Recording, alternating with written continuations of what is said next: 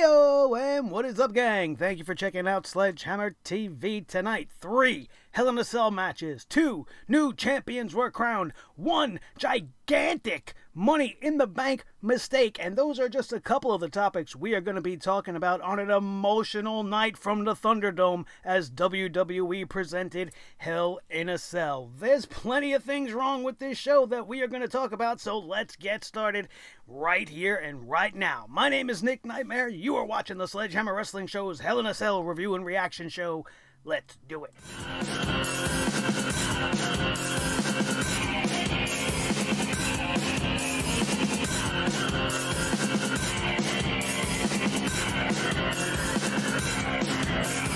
The Sledgehammer Wrestling Show.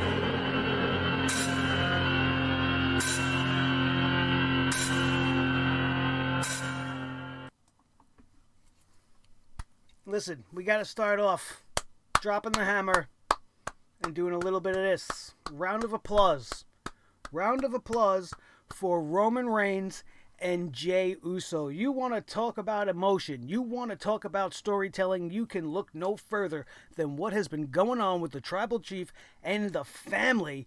It was something to behold. It was gripping. It was sad. It brought out empathy in me. As somebody who has a younger brother myself, I pictured myself in the same exact scenario as Jey Uso was put in tonight, and I probably would have done the same thing. This was just fantastic all the way around, and it is good to know. It's good to know that the WWE can still evoke these feelings from me. It's been so long. So long since we've had something like this to enjoy and really sink our teeth into, and something that really felt rewarding and fresh and good. And it was all done within the first 30 minutes of this show, as the rest of Hell in a Cell was hit and miss here and there. But let me just illustrate one thing to you. This Roman and Jey Uso thing is so important. Not just for them personally and their whole family thing, and it's because it shows you something very important. This is what professional wrestling is supposed to be. You can have two guys go out there for 30 minutes and give you an okay Hell in a Cell match. It wasn't the best Hell in a Cell match you've ever seen. The action was very uneven. Roman Reigns did what Roman Reigns promised he was going to do, and it was predictable, and we knew what was going to happen, but they were still able to deliver on the emotion based off of the story behind it, in a stark contrast to what's going on SmackDown with guys like Seth and Ray and Buddy and Tiny Dad and Giant Baby Son over there, where they're giving us good quality matches. Just Friday, we talked about Seth and Buddy just throwing it down and having a great-ass match on SmackDown, but it didn't mean anything because the story was boring and we don't care about it anymore. But right here and right now, this is what wrestling is supposed to feel like. There's supposed to be a connection. You're supposed to be able to relate. You're supposed to be able to feel emotion. You want to be pissed off at Roman Reigns right now. You want to feel bad for the Usos. And what it lies ahead for them in their future with Roman Reigns, now that they're going to fall in line, and we are probably going to get the faction that we've all been dreaming about. But being that it was assembled in such a evil and devious manner, I wonder what the backstory they have planned is. See, I'm hopeful with this storyline. It's been great, and it has me wondering and speculating in positive tones. The same can be said for Sasha Banks and Bayley. They went out there and they gave you a banger of a match. They brought out all the tools, all the hardware. This was pretty much the hardcore Hell in a Cell match of the evening. We saw kendo sticks, tables, ladders, chairs, spray paint. They hit every single bar you could hit. And this match as well was gripping and emotional. It was sold off the facial expressions of Sasha Banks and how she was really put to the test by Bayley, and it seemed on a couple of occasions that Sasha Banks wasn't going to win this matchup. And then to have them finish it with Sasha Banks tapping out Bayley using the chair in the submission, bringing everything full circle back to Bayley being the bitch she's been, attacking Sasha Banks with the chair, injuring her with the chair. It's good storytelling. It makes sense, and it makes you want to see more. Not that we want to see more Sasha and Bayley, that can go away. But it shows you that they have the capability to deliver. They also have the capability to piss people off, which is what they did to me tonight with Otis and The Miz and the Money in the Bank contract situation. I don't care what story you're trying to tell here, because nothing that is happening makes sense. I would probably be more accepting of this whole situation if all of the participants still remained on the same brand. Because what happened here in this matchup? The Miz walks out with the Money in the Bank contract because Tucker decides he's going to turn on Otis for no fucking reason whatsoever. What is he jealous of? Oh, Otis gets all the TV time. Otis gets Mandy. Otis gets the ham. Otis won Money in the Bank. Blah, blah, blah, blah. Like we don't remember the fact that you were injured, and that's the only reason that Otis was put into singles competition in the first place. Otis has been nothing but supportive of Tucky. Tucky has been nothing but supportive of Otis, and this just came so far out of left field, and it makes no sense, because how are you going to pay this off? How are you going to finish this off? Because Survivor Series, we're going to have cross-brand bullshit? We just split the brands, and now you got Tucker and Otis in a feud? And they're on two separate shows. If this was your plan, you shouldn't have had Tucker traded to SmackDown. Traded to Raw. Although he cited that as one of the reasons for him turning. Oh, well, I got traded to Raw, and it's all because of Otis and what happened with him and The Miz. It's fucking stupid. And then on the resulting end, you have The Miz as your Money in the Bank contract holder. Do we need another Miz World title run? Do you see The Miz beating a Randy Orton now that he is the heavyweight champion of the world, defeating Drew McIntyre in the least exciting of all three Hell in a Cell matches? Hey, but 2 out of 3 ain't bad. My bigger problem of this whole entire night was with this Money in the Bank bullshit. Not only did we have to sit through Law and Otis, but we had to give the fucking briefcase back to The Miz. And I don't understand the game plan here. How is this good for Otis? Instead of taking the Money in the Bank, using it to make a guy like Otis, even if he didn't win, you could have had him rubbing shoulders with champions, elevating him up the card one way or another. But now you're giving the gimmick back to a guy that's already had it, has already cashed it in and won, and has no business being in a world championship contention right now in this day and age. Not just because he's old and from an age that we're all trying to forget, but because his current shtick with the Miz and Morrison, hey, hey, ho, ho, you two idiots gotta go. I don't care. I don't want to see this. It's fucking awful. And I feel bad for Otis. It just was really, really stupid. Then you had the Miz and Morrison celebrating in the back, talking to Kayla, what's her name, with the freckles. And then Tucker comes out, he explains that this isn't about you to the Miz. This was about me, and I'm jealous. Otis gets everything. Otis gets ham. I don't know why I'm stuck on the ham. Not like Michael Cole was, and all he did was fat shame Otis throughout this entirety of the match. Jackass Michael Cole, ruining every match with his ridiculous commentary. Freak, freak, freak, freak, freak, freak. Thank God Lars Sullivan wasn't there, because that's all we would have heard for 15 fucking minutes. Or 5 seconds, however long they would have decided to give him a match. Holy shit, I'm jumping off topic because of Michael Cole. He blows a circuit in my brain. He's just so annoying. So bad at the commentary desk tonight. It was very off-putting, and he was very distracting. So much so that we are just going to move on to the next thing, because I could sit here and complain about the Miz and Otis situation all night long, but we're not going to do that. We got a couple other matches to talk about, and since we're complaining, let's complain about Jeff Hardy versus Elias. Now, they didn't even do the brave thing and give Elias a clean win over Jeff Hardy. They have to protect the aura of the Enigma by getting him a disqualification loss. Because God forbid Elias come back and get a solid win over a solid superstar to establish the fact that you have plans for this guy. No, we have to start playing 50-50 nonsense. And what made it even worse for me is I didn't watch all of the pre-show, but there was a segment where Elias was talking to Jeff Jarrett, who was on the panel tonight for the pre-show.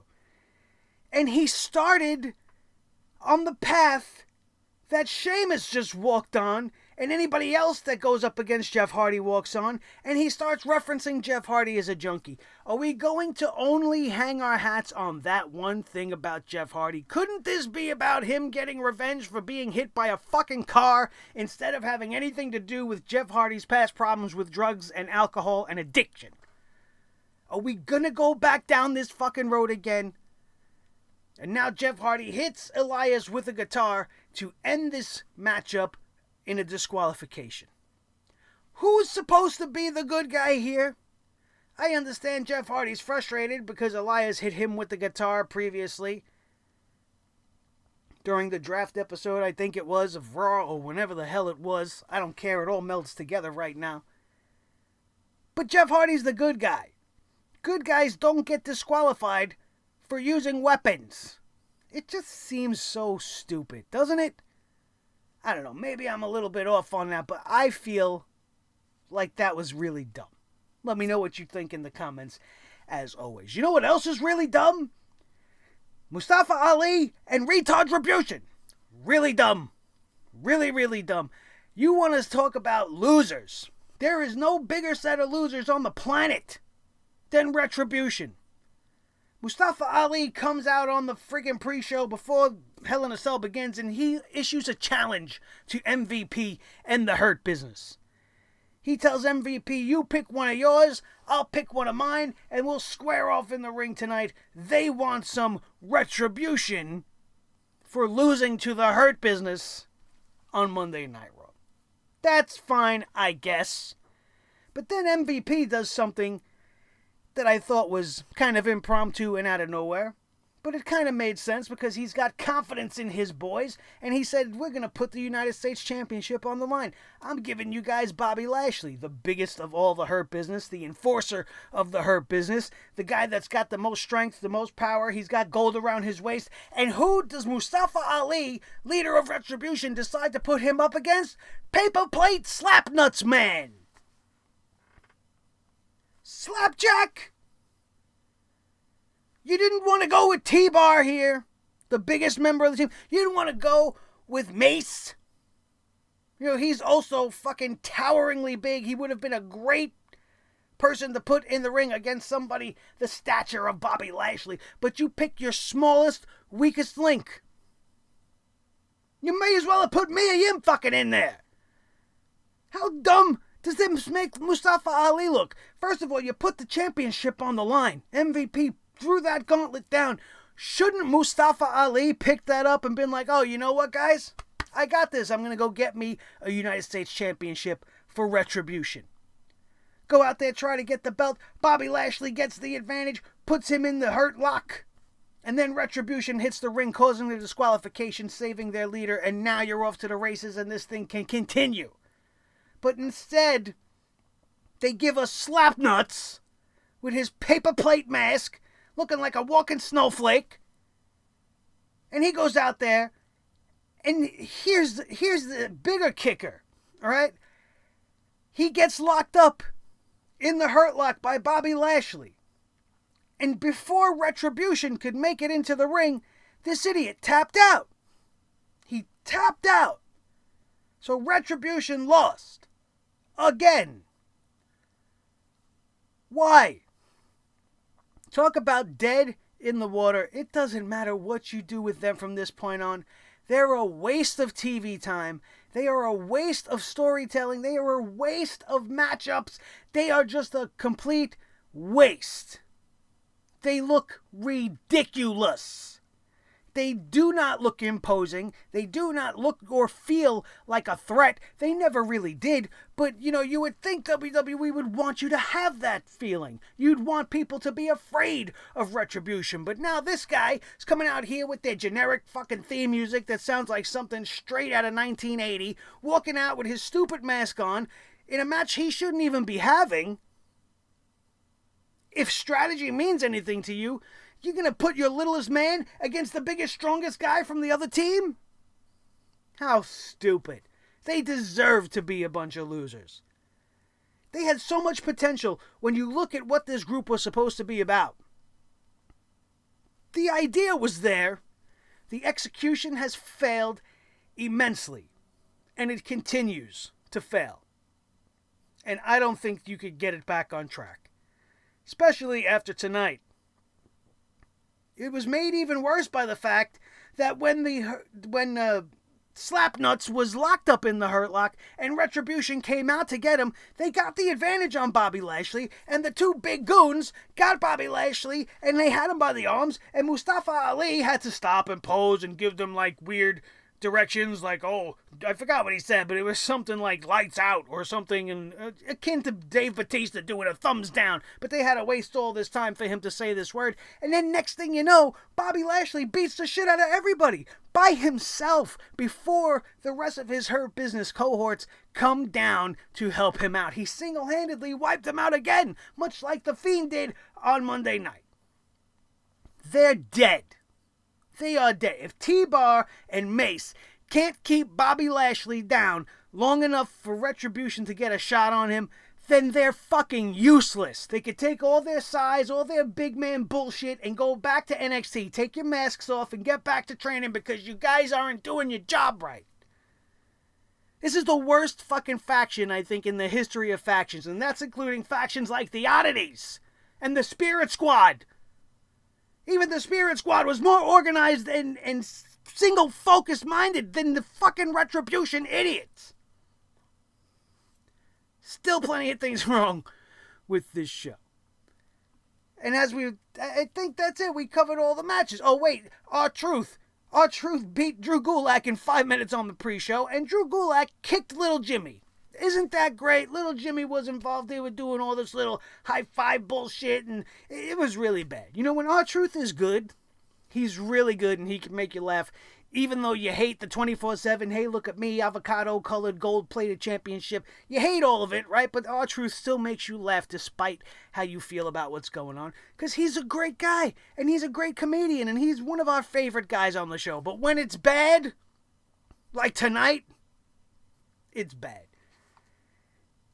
We didn't talk too much about Randy and Drew's Hell in a Cell main event. Should this have been the main event? No. No, because if there wasn't going to be an appearance by The Fiend to set up a new feud for Randy Orton, if there wasn't going to be a failed Money in the Bank contract cash-in or something of that note, there was no reason why Sasha and Bayley shouldn't have main evented this show. Should have went off the air with Sasha Banks finally getting her revenge, finally winning her championship. That's how this show should have ended. No reason for Roman and Jey to be the main event. We knew who was going to win that match. I had no problem with that opening the show. Drew and Randy closing the show, I have a little bit of a problem with. Now, each Hell in a Cell match was completely different from the next. I'll give them credit on that. As we said, Roman and Jey, very emotional, not too much action. It was hard-hitting. Roman did a lot of hard hitting. We've seen steel steps and straps and all kinds of crazy nonsense, and it was very, very good. But that match was all about the emotion, all about the facials, all about the vocalness between the two men. Roman pleading with them, trying, please don't make me do this. You're making me the bad guy. Jimmy coming out to save his brother. And that being the thing that turns Jey to say, I quit. Because you could do what you want to me, man. I think Jey Uso was ready to die. Right there in the middle of the ring for what he believed in. But don't hurt my brother, man. I quit. I quit. Don't hurt him. I would do the same thing. I understand. Do what you want to me. Don't hurt my family. It's a great story within the story. Beautiful. Sasha and Bayley. Hardcore to the max. Sasha gets the win. And then Randy and Drew, boring for the most part. I mean, I thought Roman and Jey did a lot of standing around, and the referee in that match was fucking awful. Just constantly in Jey Uso's face, constantly in Roman's face. Do you give up? Are you going to give up? Do you give up? Are you going to give up? Are you going to just say the word? Do you quit? Do you quit? Do you quit? Shut up. If he didn't answer you the first time, doesn't that mean he says no, right? You know, he's not answering you. That means he says no. Ridiculous. Fucking stupid. But that was the worst part of the Roman and Jey thing, was the referee and his involvement. And he got thrown out of the ring for it by Roman Reigns anyway, so that's fine. Randy and Drew, stark contrast. They did so much standing around, staring at each other, hitting big moves, staring at each other. This match got quickly started. It got very violent very quickly.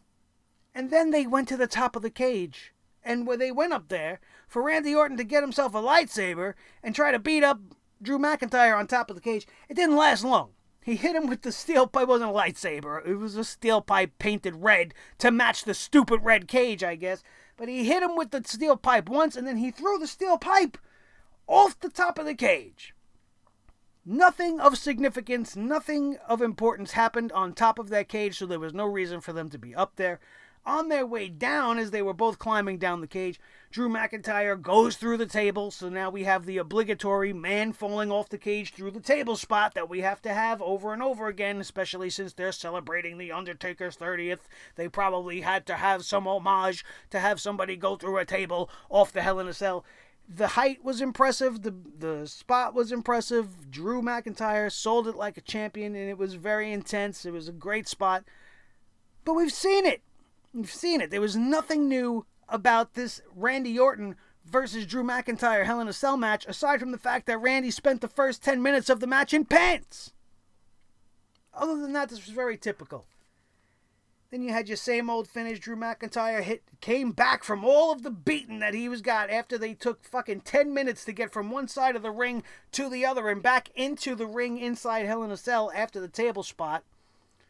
Took forever for them to get back to the business, and then Randy gets hit with a Claymore kick, but that doesn't keep him down. And then Drew finally gets back up, goes to hit him with another one and misses. Randy counters with an RKO, and now we have a 14-time Randy Orton champion. Okay. What's important here is what they do next. Do I want to see Randy versus Drew again? Hell no. No, we can move on from this. Drew McIntyre has beaten Randy Orton twice already on pay-per-view. He doesn't need to go any further. Randy's got what he needs. He should leave Drew in the dust. Make him go back to the bottom of the line. Have him earn his way back up to the top. And in this meantime, he needs to have a feud with The Fiend. I don't want to hear about Randy Orton and Edge. Randy Orton and Edge is done. All right, to me. I know the story's not finished, but it's so far away at this point that I don't care. I don't care whether or not they finish it up or not. What would be more interesting is now that The Fiend is on Monday Night Raw to have Bray Wyatt target Randy Orton. You want Bray Wyatt to be the babyface now, right? Randy Orton's still the evil prick champion. And Bray Wyatt, since he's come back as Mr. Rogers with his Fiend alter ego, has systematically targeted people from his past life as Bray Wyatt, the cult leader, that has wronged him in some way to get some measure of vengeance. Who has done more damage, other than Vince McMahon, to Bray Wyatt than Randy Orton? This man showed up and burned his compound to the ground. There is a lot to feed from here. It almost sells itself. If they don't go that direction, especially with WrestleMania around the corner, you got Survivor Series where you could start it off, make it go through the Royal Rumble, and then culminate at WrestleMania. Randy Orton and Edge for the championship at WrestleMania. Another part-timer. I love Edge, don't get me wrong. But he has been gone all year. He wrestled 2 decent matches with Randy Orton since his return. I'm glad he's better. I'm glad he's back. Does he need to be the champion again? No. Does Bray Wyatt need to be the champion again? Yes. Does The Fiend need to be in the ring with Randy Orton? Yes. That's where they should be going. If not, we're just going to keep going with this round robin with Drew McIntyre until Edge is ready to come back. That's not what I want to see. And based off of what we've gotten from Edge and Randy already, between the greatest wrestling match ever and the fucking thing at WrestleMania, I don't really need to see much more. I really don't. So for the most part, that was everything you needed to know about last night's Hell in a Cell. Was it a good show? Based off of 2 matches. It was a 2-match show for me. I loved Roman and Jey. I loved Sasha and Bayley. Everything else, not so much. Not so much. But that's it. And we have 24 hours to go before we have to sit through another 3 hours. But this is going to be a whole lot worse because it's going to be Monday Night Raw. And the only thing interesting, I guess, is going to be where they lead Randy Orton now as he is the new champion. And other than that, why was Seth Rollins and Buddy Murphy not on this show instead of Jeff Hardy and Elias? No Intercontinental Championship match. No tag team title matches. Just Jeff Hardy and Elias. Unnecessary. Definitely unnecessary. Bobby Lashley versus Retribution. Complete garbage. Complete waste of time. Nobody needed any of that. Really. So that's it. What did you guys think? If you watched Hell in a Cell tonight, what was your favorite match? Let me know in the comments down below. What was your least favorite match? Let me know in the comments below. And while you're down there, don't forget to smash that like button if you enjoyed today's review. If you laughed or cried with me at everything that happened tonight during Hell in a Cell, hit that like button because we're on the same page. And then share this video with each and every one of your wrestling buddies all over the wrestling world, especially if they need to know what the hell went wrong with Hell in a Cell tonight. Because I am the person that gives it to you the way it deserves. You know I don't hold back. I tell you how it is. All three matches were 30 minutes long. I forgot to mention that. Just like this fucking review is almost going to be 30 minutes long. This review that you just sat through now is as long as one Hell in a Cell match.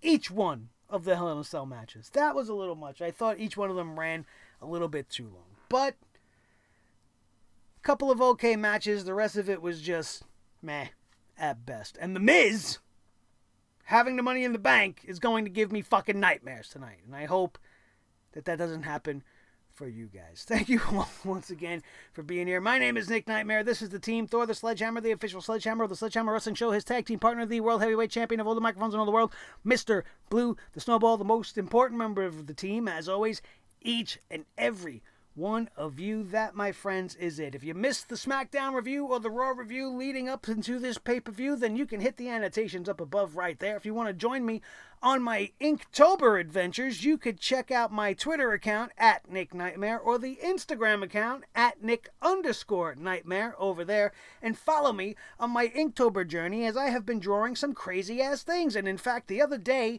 the word was dig, and I drew a picture of The Undertaker digging a grave. Want to go check it out? Go look at the Instagram posts and check out my Inktober adventure because it's almost over, man. Got 6 more pictures to go. 31 drawings in 31 days. Maybe eventually I'll make a video and throw it up on my Sledgehammer channel. I don't know. We'll see what happens. But thank you guys all so very much. I would appreciate it if you did just that. That is everything. And that is it. We are out of here. And we will see you next time right here on your new favorite wrestling show, the Sledgehammer Wrestling Show, only on Sledgehammer TV, right here on YouTube.com, home of the Poop Hammer, which definitely goes to The Miz tonight. Thank you guys. Love you so much. See you tomorrow night for the review of Monday Night Raw.